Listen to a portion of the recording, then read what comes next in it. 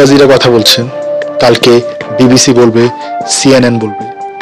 So please I am requesting to our prime minister Sheikh Hasina জাতির উদ্দেশ্যে একটি প্রেস ব্রিফিং দিন। বাংলাদেশের সম্মান হানির জন্য, আমাদের বাংলাদেশে একটা প্রপাগান্ডা ক্রিয়েট করার জন্য আল জাজিরার এগেনস্টে একটা কেস করেন ইন্টারন্যাশনালি। সে ভয়ে এতটুকু করছে। তাসনেশন সে নিজেও একটা আওয়ামী লীগের দালাল।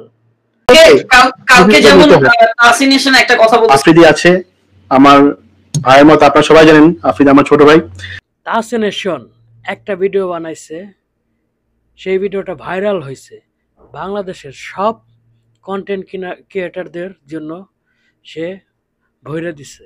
কিন্তু এই ভিডিওতে এই গল্পের এই কাহিনীর মূল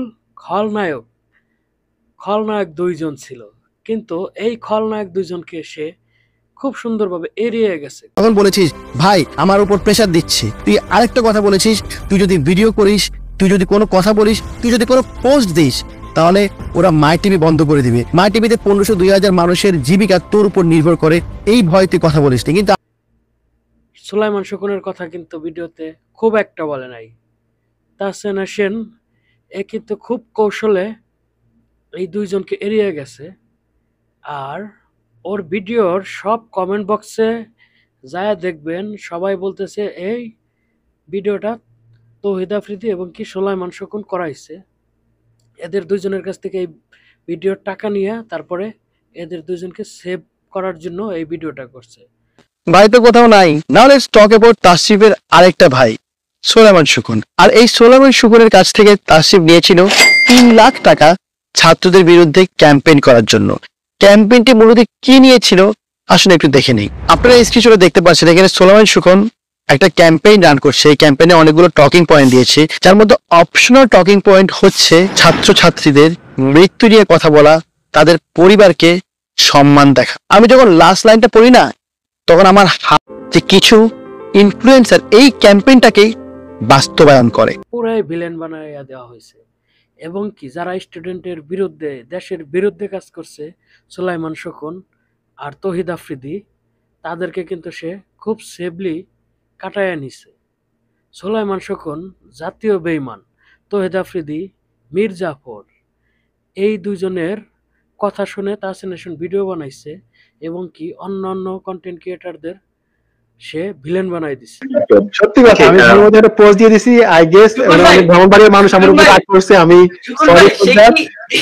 শুকুন ভাই সোশ্যাল মিডিয়াতে ধরো আমি যেটা করি, আমি আমারটা শেয়ার। সুলাইমান শকুন এই দুই জাতীয় বেঈমানের কাছ থেকে টাকা নিয়ে এই ভিডিওটা বানাইছে।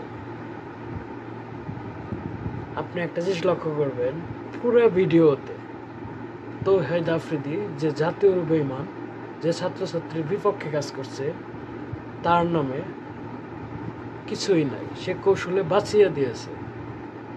এবং কি বড় মাদার বোর্ড সুলাইমান শকুন যে ছাত্রছাত্রীদের বিপক্ষে কথা বলার জন্য মানুষকে টাকা দিয়েছে, তার ব্যাপারে 2 থেকে 3টা শব্দ বলা হয়েছে। বয়কট ফ্রান্স প্রোডাক্ট নামের, এটা আসলে হাস্যকর লেগেছে আমার কাছে। কারণটা হচ্ছে ফ্রান্সের সমর্থন করছি না। বয়কট ফ্রান্স প্রোডাক্ট নামের, এটা আসলে হাস্যকর লেগেছে আমার কাছে। মোহাম্মদ সাল্লাল্লাহু আলাইহি সাল্লামের কার্টুন বানাইছিল ফ্রান্স, সেজন্য বাংলাদেশে ফ্রান্স বয়কট করছিল, ফ্রান্সকে সবাই বয়কট করছিল। তাসনেশন কিন্তু ফ্রান্স বয়কটের বিরুদ্ধে ছিল। আজকে আল জাজিরা কথা বলছেন, কালকে বিবিসি বলবে, সিএনএন বলবে। So please I am requesting to our prime minister Sheikh Hasina জাতির উদ্দেশ্যে একটি প্রেস ব্রিফিং দিন। বাংলাদেশের সম্মান হানির জন্য, আমাদের বাংলাদেশে একটা প্রপাগান্ডা ক্রিয়েট করার জন্য আল জাজিরার এগেনস্টে একটা কেস করেন ইন্টারন্যাশনালি। সে ভয়ে এতটুকু করছে। তাসনেশন সে নিজেও একটা আওয়ামী লীগের দালাল।